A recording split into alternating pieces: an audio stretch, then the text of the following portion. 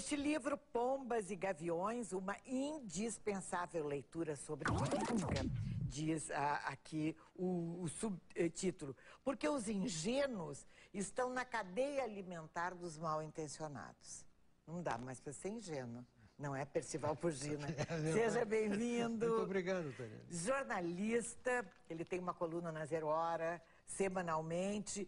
Jornalista político, escritor, um grande analista político, uma pessoa que todo mundo respeita a opinião do Percival Pugina. Nós não vamos falar só da tua opinião, mas da opinião geral. Eu te pergunto alguma coisa, eu marquei tantas coisas aqui. O Brasil tem jeito, que é um capítulo 10, porque nós vimos essa quantidade de partidos políticos. É legal isso, não é? Cadê a ideologia das pessoas? Antes a ideologia era cobrada, assim, né, de cada um. Passava a minha vida inteira com aquelas ideias, mudando pouco a pouco, apenas um retoque. E hoje a gente vê essas coligações, essas alianças diabólicas, na minha opinião.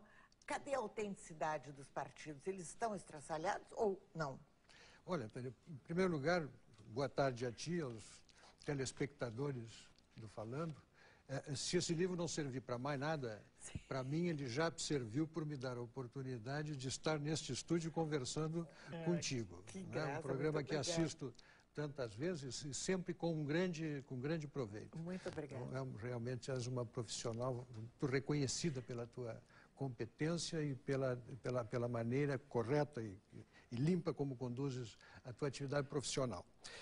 Essa pergunta que trata o último capítulo do livro, O Brasil Tem Jeito, eu penso que ela é a pergunta mais importante do livro e a resposta que está dada aí contém o capítulo principal dele. As coisas convergem nesta direção porque temos como cidadãos que somos preocupações com o nosso país, né? E desenvolvemos, e aí vai se justificar o subtítulo, né? Desenvolvemos um péssimo hábito no Brasil de tratarmos da política com grande superficialidade, com extraordinária facilidade, com imenso consenso. Nós criticamos aquilo que vemos, falamos mal do que percebemos. Estamos todos de acordo em relação aos males que percebemos na cena política, como na cena social e econômica do Brasil. Mas temos imensa dificuldade, em contrapartida, de pensarmos sobre o que faz com que isso aconteça, o que determina o comportamento dos agentes políticos. E aí eu não tenho dúvida alguma em afirmar, né, de que o nosso modelo institucional, e muitas vezes se ouve dizer, as nossas instituições não funcionam, pois eu digo exatamente o contrário, elas funcionam e ao funcionar fazem isso. Se nós quisermos algo diferente, nós temos que promover alterações nos nossos modelos institucionais. Eu vou pegar um pequeno exemplo que está na rua neste momento, suscitando debate em toda a cidade. A questão dos cartazinhos que estão sobre os canteiros, jardins e as praças, que bateu um ventinho de 20 km por hora, começam a voar, começam a cair. Aí a gente não vota naquele candidato. E se o vento for de 80, aquilo é jogado contra os carros e causa dano material, etc. e tal. Bom, isto é uma consequência. Qual é a causa disso?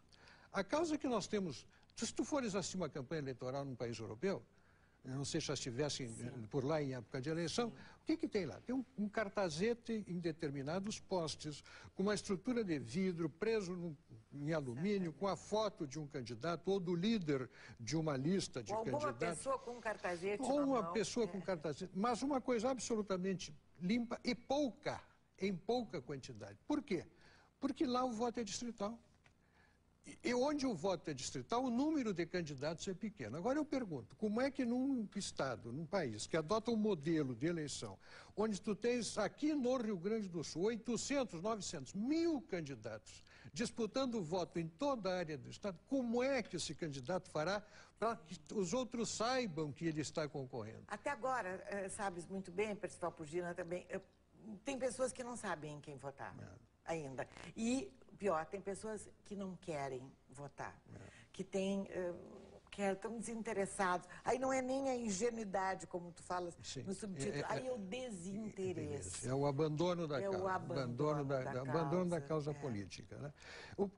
A razão essencial para isso que tu estás denunciando está também no nosso modelo institucional. Ele exerce sobre os partidos políticos e sobre os agentes políticos uma ação corrosiva que os vai destruindo gradualmente.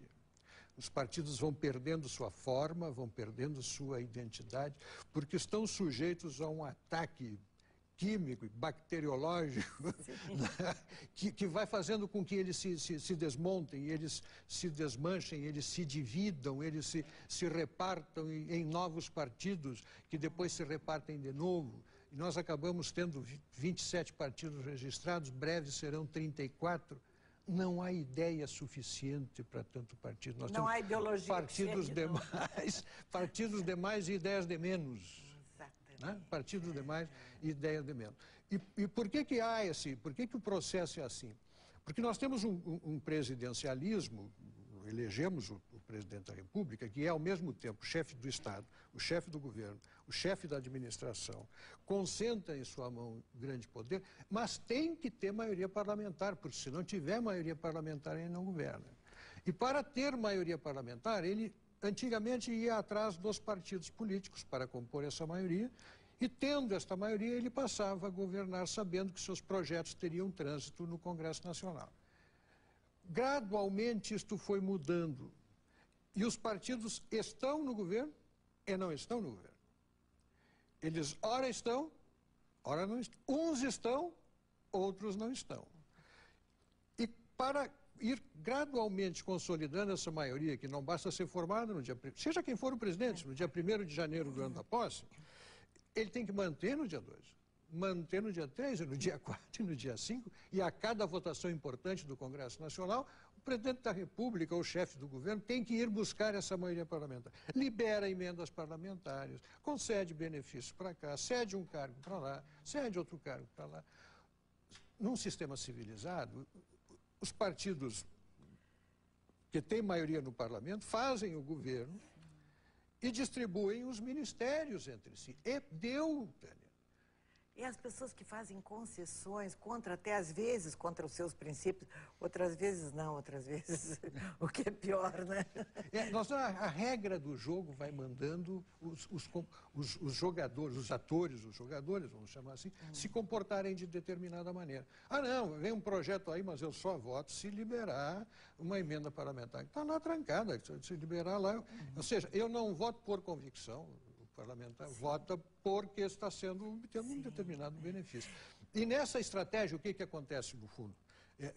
A essência dela consiste em dar um privilégio para algum e mandar conta para... Pois é. E se a gente soubesse assim, bom, eu vou votar nesse candidato, eu vou saber quem serão os assessores dele.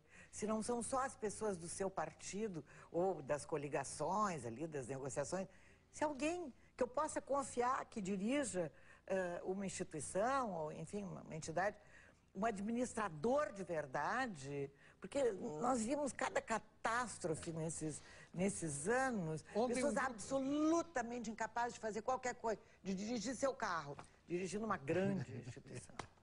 Anteontem, um grupo de pessoas me convidou para fazer uma palestra, pedir orientação sobre como votar, pessoas esclarecidas. Que interessante. E eu disse a elas, eu não vou indicar candidatos, certo. Eu vou indicar para vocês alguns critérios.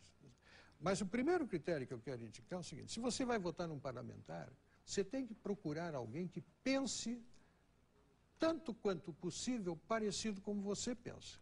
Porque o parlamentar, embora se tenha criado aqui uma coisa quase fascista no Brasil, que é a representação política dos grupos de interesse, quase que é uma democracia de representação de classe, de grupo de interesse, o deputado aperta o botão para decidir sobre uma pilha de assuntos várias vezes por dia.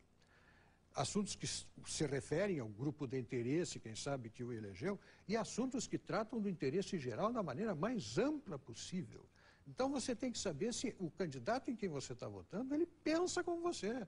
Se ele vai tomar as decisões lá como você tomaria. Essa identidade de convicção, ela é indispensável como critério de voto. Sim. Né? E nós aqui no Brasil, não, nós votamos no cara porque é da região, porque é do meu grupo de interesse, né? Os grupos de interesse se organizam para eleger, porque é da minha igreja, né? Porque, enfim, quer dizer, todos esses grupos que neste período estão em plena atividade, tentando colocar lá aqueles que falem por si. Pois é. A gente fica com medo assim, os que não gostam de política são governados por aqueles que gostam, nem sempre só de política, né? Aliás, essa é uma expressão engraçada, né, Tânia? Ouço isso tantas e tantas Pois é, eu não vezes. sei Eu de não que não- gosto de política. Não me fala de política porque eu não gosto de política. Ele me pergunta, mas alguém te pediu para gostar? A política não perde importância porque tu não gosta. Né? Percival Pugina me chamou tantas coisas aqui, me chamaram a atenção. A questão do aborto, enfim. Mas, enquanto eu escrevi essas linhas, telefonou-me uma professora, é noite de domingo. Ela me diz ligar de um município da região das Missões, distante de Porto Alegre. Ele começa uma história muito interessante e que a gente diz, professora tem toda a razão. Conte um pouco. Pois olha, eu estava em casa de noite trabalhando, me liga essa professora, eu não a conhecia e ela não me conhecia. Mas olha, eu o escalei para me ouvir. Né? Eu leio o que o senhor escreve, nós temos algumas identidades, e aí ela me contou que ela ia abandonar o magistério e ia se dedicar a uma outra atividade. E eu disse para ela, olha, professora, eu não sou louco para desaconselhá-la. Ou pelo menos eu acho que não sou. Sim. Mas eu quero que a senhora pondere o seguinte, isto que a senhora diz que está acontecendo na sala de aula, essa ruptura da disciplina, o desrespeito aos professores, este desinteresse por aprender, a conduta equivocada das pessoas que se movimentam em torno da educação. A droga dentro da escola, a droga, né? Professora, isto não é em nada diferente do que acontece no trânsito, nas estradas, nos estádios de futebol. É reflexo da família, em muitas né, empresas, dentro da família. Em praticamente todos os segmentos sociais se manifestam estes mesmos problemas. Não imagine que na escola pudesse ser diferente. O que o Brasil precisa, muito essencialmente, né, é retomar determinados valores. Tânia, eu estava no curso primário, vou confessar que há 60 anos atrás. Eu também. Entrei na sala de aula do curso primário há 60 anos atrás. Aprendia-se mais, aprendia-se melhor, aprendia-se para sempre do que se aprende hoje, 60 anos mais tarde. Era uma pequena escolinha pública de Santana do Livramento. Uma pequena escolinha de uma cidade lá longe do asfalto e longe de tudo. Até hoje eu tenho, na minha memória, as minhas aulas de francês, as aulas de latim, as aulas de português, no Júlio de Castilhos, que era um colégio maravilhoso. Então, meu professor Cardoso. Então, é uma coisa tão linda, tão forte. Aprendia-se, estudava-se, havia uma sadia disputa pelos primeiros lugares da turma. Bom, eu já tive a geração dos meus filhos, agora estou com a geração do meu neto em salas de aula de bons colégios públicos da capital do estado, e eu os vejo estudando menos e aprendendo menos. 60 anos depois. Então, há um processo realmente muito grave que freia o desenvolvimento nacional. Freia o desenvolvimento nacional. E isso é uma das grandes mudanças que o Brasil precisa. Isso é apontado por organismos internacionais. Saiu esta semana um relatório do World Economic Forum, né, que coloca a educação do Brasil lá no último pau do galinheiro.